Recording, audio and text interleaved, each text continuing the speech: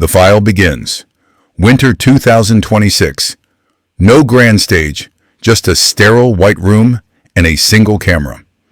This is where Kanye West delivers his posthumous audit while still alive. He speaks of 2025 as a black hole, a year of ghost data and scorched earth. The performance is quiet, measured, a man reading the clinical diagnosis of his own soul.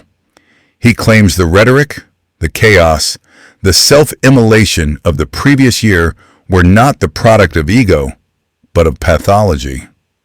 The core of his testimony, the final alibi presented to a world that had already passed sentence, a severe, undiagnosed brain injury. Compounded, he states, by manic episodes that tore through his judgment like shrapnel.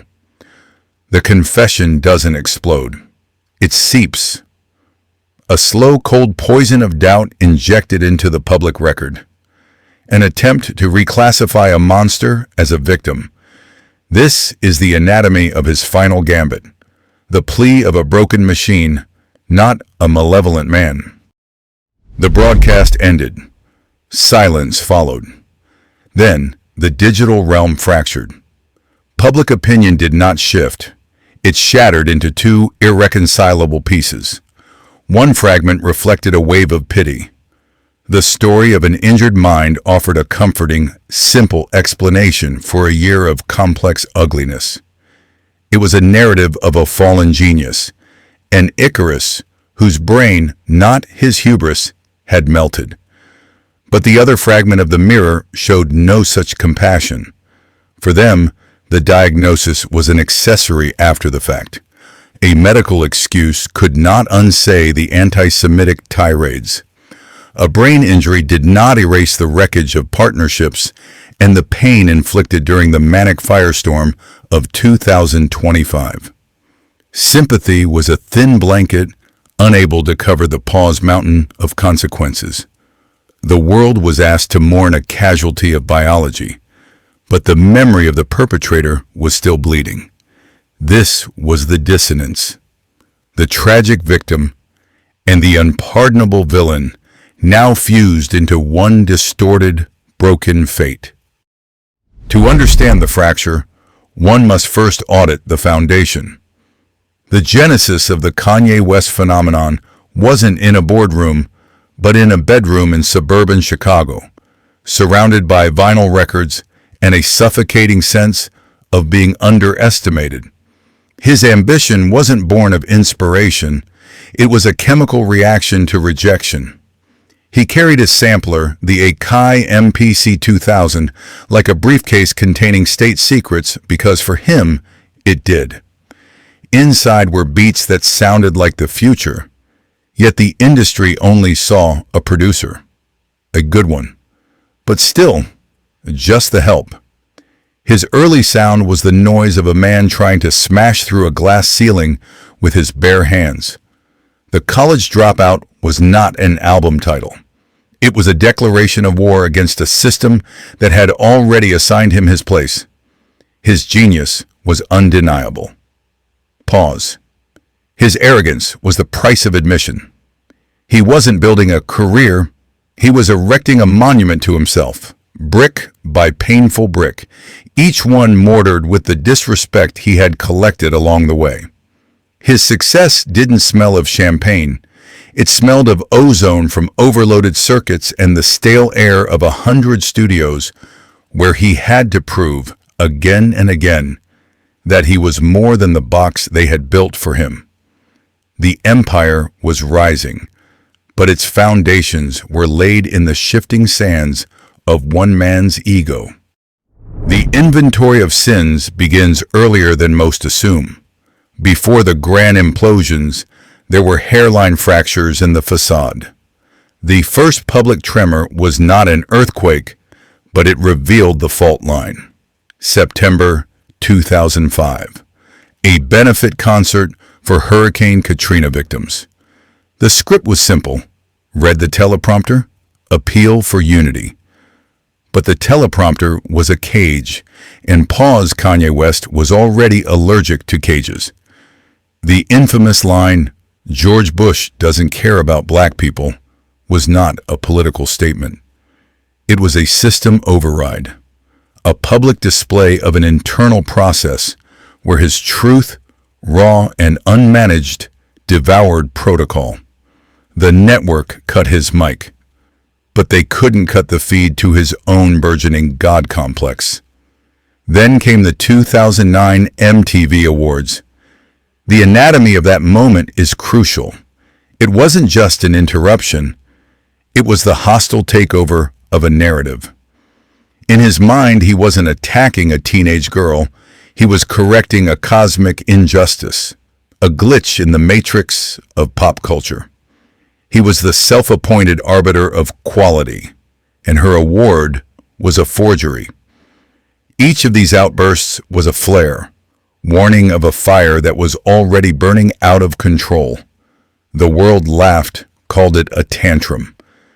They failed to see it for what it was, the beta test for a scorched-earth strategy that would one day burn his own kingdom to the ground.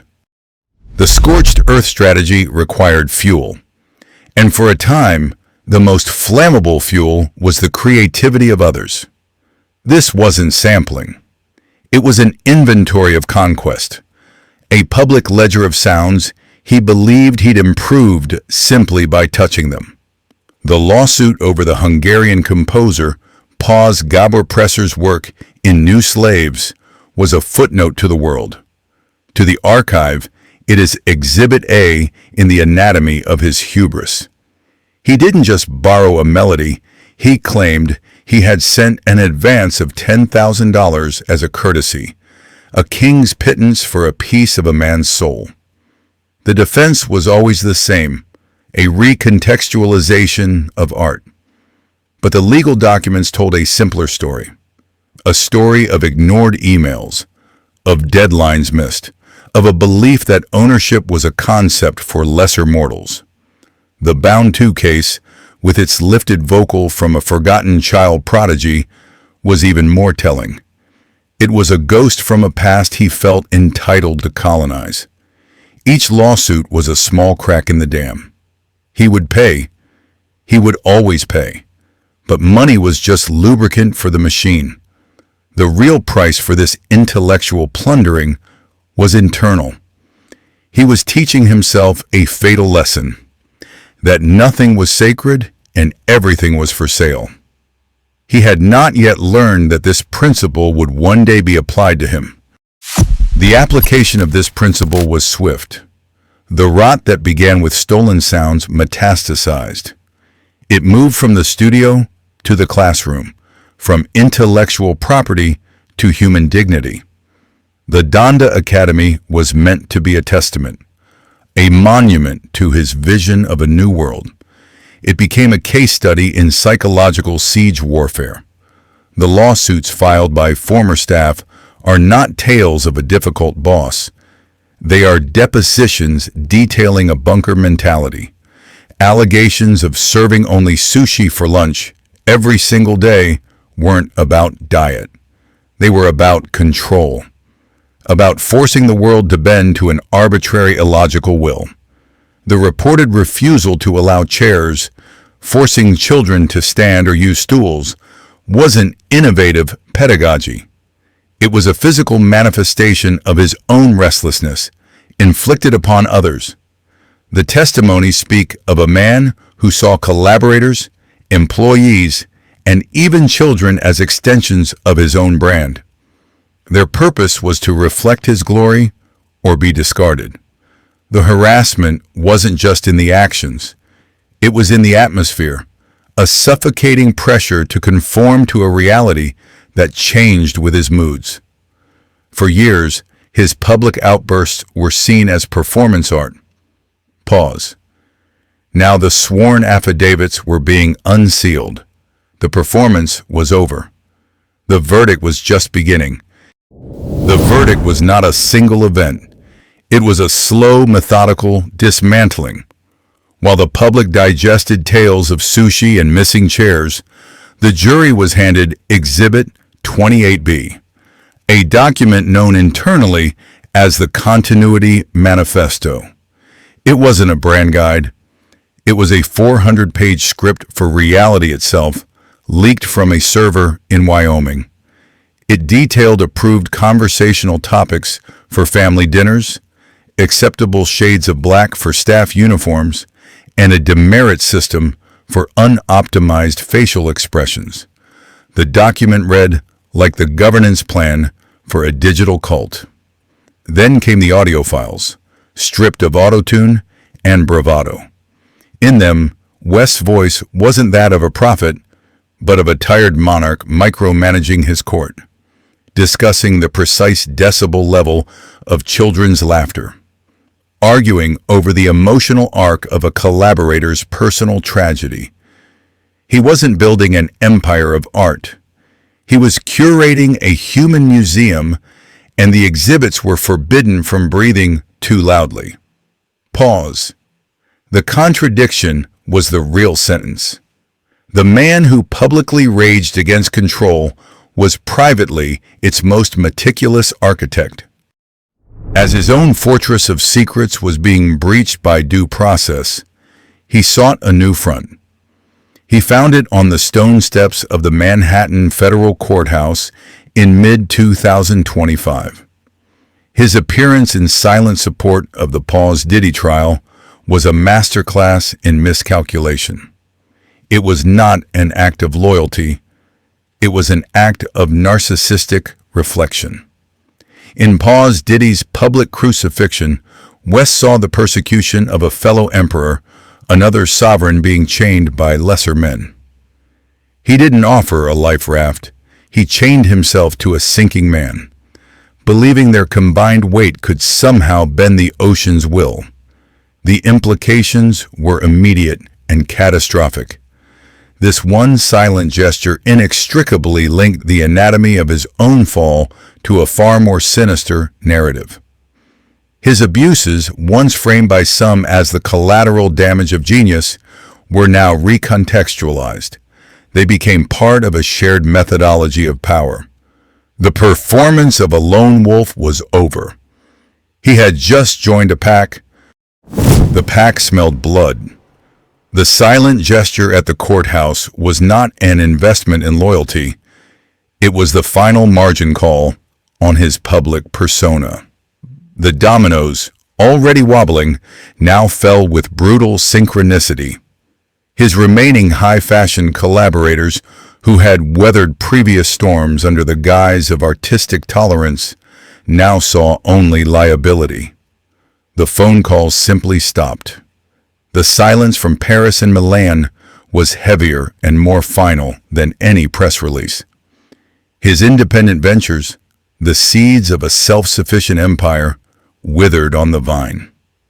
The YZY Drone Project, his planned utopian city, became a punchline, a multi-million-dollar patch of dirt and architectural renderings of a kingdom that would never be built. The bleeding was no longer a trickle. It was an arterial spray. Financial institutions, once eager to handle his nine-figure accounts, now saw him as radioactive. Legal teams advised that the reputational risk was unquantifiable. His accounts were not just frozen, they were surgically closed, the digital equivalent of being cast out of the city gates. The final tally of this self-immolation, the cost for standing by a fellow fallen king, was a staggering $2.1 billion in lost deals and asset valuation in a single fiscal quarter. The obituaries for his business empire were written not in newspapers, but on the cold, unforgiving ledgers of international banks. This was the anatomy of his financial fall. The financial ruin was merely a symptom. Pause. The disease was ideological. The antisemitism of previous years was not a series of outbursts, but a rehearsal. In late 2025, it became his core dogma. A leaked audio recording from a private gathering in his Wyoming bunker revealed the true depth of the rot. It was no longer about Jewish media or vague conspiracies. It was a cold, methodical rant, a historical inventory of grievances delivered not with the fire of a madman, but the chilling certainty of a true believer. He named names of executives, artists, and former friends, weaving them into a narrative of personal and global betrayal. He saw this cabal not as a metaphor, but as a literal, functioning body working against him. His support for Diddy, his own legal troubles, it all folded neatly into this persecution complex. The words were not a mistake. They were the final, unvarnished testament of his worldview. The condemnation that followed was different. It wasn't corporate, it was personal. Artists he had launched, producers who owed him their careers, posted simple, one-word repudiations. The lone wolf had not just joined a pack, he had devoured his own legacy, leaving behind only the bitter taste of prejudice. This was no longer about a tortured genius. This was an inventory of sins, signed in his own voice. The defense, when it came in the early months of 2026, was not a denial. It was an autopsy of a living man. Lawyers armed with PET scans and expert testimony argued that the court was not trying a bigot, but a patient. The original sin they claimed was not pride or prejudice, but a traumatic brain injury from his 2002 car accident.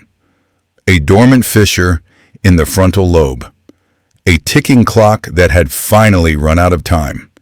His bipolar diagnosis, once the engine of his chaotic genius, was now presented as Exhibit A for the prosecution of his own mind. A neurological storm, the experts called it. They argued that his manic episodes were no longer just fueling recording sessions, they were writing legal and social suicide notes in real time. Pause. The argument was seductive. It offered a clean medical explanation for an ugly human mess. But it was a dangerous gambit. It sought to reduce a complex legacy of choices, grievances, and ego into a simple matter of damaged tissue. Did the broken wiring in his brain create the hatred? Or did it just cut the brakes on a vehicle that was already careening toward a cliff? The difference was the chasm between victim and perpetrator. The courtrooms of 2026 had little time for the nuances of neuropsychology. Justice is not a science. It is an abacus, and the bill had come due. His defense of artistic expression, the claim that his tirades were a form of performance art, crumbled under the cold logic of jurisprudence. A Delaware judge's memorandum was particularly brutal. "Hate is not a medium, Mr. West," it read. "It is a motive." The verdicts arrived like a volley of gunshots. Defamation against 3 separate executives. Pause, guilty. Breach of contract with the German apparel conglomerate. Pause, guilty. The civil suits brought by the families he had vilified. Pause, guilty. The numbers were staggering, an inventory of ruin. The financial awards weren't just punitive, they were annihilating. They were designed to dismantle an empire brick by brick. His trademarks were frozen. His royalties were garnished. His name, once a global brand synonymous with avant-garde cool, was now legally bound to a series of 9-figure liabilities. The final tally, after the appeals were exhausted, was a monument to his fall. Pause. $2.7 billion. The sound of the final gavel was the last beat he ever produced. The public's memory is not short. It is vindictive. The digital purge began within minutes of the final verdict. Spotify and Apple Music, once conduits for his genius, became the executioners. His image vanished from curated playlists, his tracks buried by algorithms programmed for brand safety. This was not censorship. It was a market correction. The great unfollowing of 25 saw his social media accounts hemorrhage followers, a digital exsanguination watched by millions. Pause. 12 million in the first hour. Fan forums, once digital temples for dissecting his lyrics, devolved into archives of betrayal or were scrubbed from the internet entirely. The Yeezy brand, once a signifier of cultural capital, became a mark of shame. Resale values on sneaker apps plummeted below retail, a financial verdict delivered by teenagers in their bedrooms. The anatomy of this fall was charted in real time through sentiment analysis graphs, a precipitous dive from polarizing icon to pariah. Pause. 94% negative sentiment. His cultural body had been rejected by the host. The silence from his inner circle was more damning than the public's rage. Loyalty in his world was a currency, and the market had just crashed. The phone, once a relentless torrent of offers and praise, went quiet. The first to defect was the New Guard fashion mogul he had mentored. A sterile press release spoke of realigning brand values. It was a public execution disguised as corporate housekeeping. The collaborators, the producers, the artists whose careers he had built issued their own statements. Some were sorrowful, most were calculated. Each one was a nail in the coffin of his social relevance. Pause. The most notable reactions were the silences. Pause. The Jay-Z's. Pause the Rick Rubins. The architects of his sound and ascent. Their refusal to comment was not an act of neutrality. It was the quiet closing of a very heavy, soundproofed door. They were not just distancing themselves from the man. They were preserving the value of their own legacy, cutting the infected limb from the body of their shared history. His exile was complete, not in a remote country, but in the social void left by the people who once called him brother. Pause. The final inventory of his relationships showed a singular, devastating truth. When the empire fell, no one was left to sift through the wreckage. And in the wreckage, the crown jewel lay shattered. The Yeezy brand was not just a company, it was a testament to his alchemy, the ability to turn rubber and fabric into modern idols. It was a church where the communion was a limited edition sneaker drop. The partnership with Adidas wasn't a collaboration. It was a Faustian bargain etched onto a billion-dollar contract. They gave him industrial scale. He gave them a direct line to the soul of the youth. Pause. The severing was surgical. A single press release, colder than a morgue slab, wiped out $1.5 billion of his net worth in a day. The empire of hype became a warehouse of liabilities. The shoes, once artifacts of desire, were now just inventory, dead stock. The Gap deal evaporated like a phantom, a ghost of a mainstream ambition that was never meant to be. The anatomy of this financial fall was brutal in its simplicity. The same hands that built the pedestal were the ones that kicked it away. Pause. The brand's value wasn't in the designs. It was in the myth. And the myth was now a cautionary tale. The financial execution required a narrative. The media provided it, not as journalists, but as public morticians. They did not simply report on the collapse, they curated it, turning his digital monologue into the script for a public auto-da-fe. The meat grinder of fame was running at full capacity. Every headline was a turn of the crank. Every article, another pound of flesh. Pause. The discourse around his mental state became the most useful tool. It was a convenient lens, allowing the public to view the spectacle with a mix of pity and morbid curiosity, absolving them of deeper thought. Was he a prophet or a patient. The question itself was the product. It generated clicks. It fed the outrage machine. It sold the story of a mad king setting fire to his own kingdom. This was not an ethical debate held in good faith. It was the construction of a digital coffin, polished with concern trolling and sealed with think pieces. The media didn't just hold a mirror to his breakdown. Pause. They sold tickets to it. And he in turn tried to sell them the final act, the idea that it was all art. This became his shield and his last redoubt, the artistic expression defense. It was a sophisticated argument for a brutalist era, a claim that the chaos was choreographed, that the provocations were performance. For a time it held. His defenders saw a misunderstood provocateur pushing boundaries in a world that craved beige conformity. But the courts and eventually the market are not art critics. Pause. They are accountants of consequence. The lawsuits piled up like unread mail, defamation, breach of contract. Each claim was a chisel, chipping away at the marble facade of art.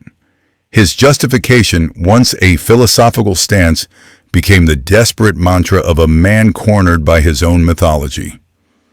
It was a fated error, the belief that his intent mattered more than the impact. The law has no language for performance art. When real money vanishes and real reputations are incinerated, the public, once spectators, became a jury, and their verdict was fatigue. The performance had gone on too long. The artist was no longer visible. Pause. Only the wreckage remained. The wreckage was his new kingdom. The year 2025 was the anatomy of silence. After the noise, after the failed defense of art, came the deep, resonant quiet of isolation. The defiance he performed for the cameras now played out to an audience of security guards and empty rooms. A king in a gilded bunker. His public statements ceased. His digital presence, once a fire hose of raw consciousness, became a digital tombstone.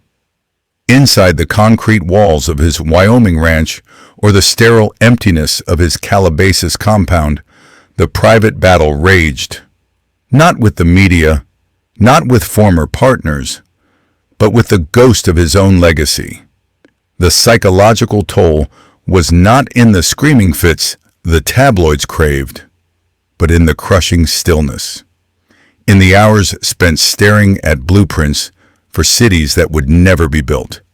In the reflection on a black screen that showed only a tired man, stripped of his own myth. This was the true Posthumous Audit, conducted while the subject was still breathing. He had built an empire to keep the loneliness out. Pause. Now the empire was its vessel. The silence he bought was ruinously expensive. Each lawsuit settled was not a victory, but a gag order purchased from a former disciple. A non-disclosure agreement signed in blood and ink. The legal machinery, once a tool he wielded against others, now turned its gears on him.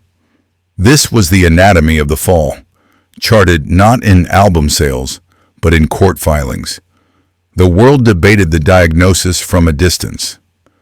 Was it the manic spark of genius finally consuming the host, or a calculated cruelty disguised as illness? The courts, in their cold wisdom, offered no opinion on his soul. Pause. They simply tallied the damages. The prigovor wasn't a prison sentence. It was something more insidious. A series of invisible fences, contractual chokeholds, and financial guardianships. He was still free, but his world had shrunk to the size of a legally permissible footprint. The king was now a ward of the state he had built. So, what remains? An inventory of sins weighed against a discography of triumphs. the bitter testament of a man who touched the sun and scorched the earth in the process. His music, a digital ghost, will haunt playlists for generations.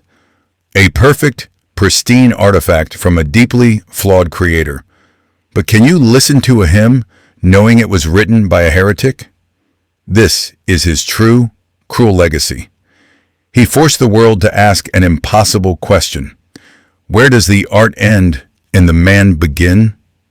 The obituaries are already written, sitting in the drafts of every major publication. They will speak of genius. They will speak of controversy. Pause. But they will all end with the same hollow echo. The sound of an empire built for one, now standing as a monument to his magnificent, catastrophic solitude.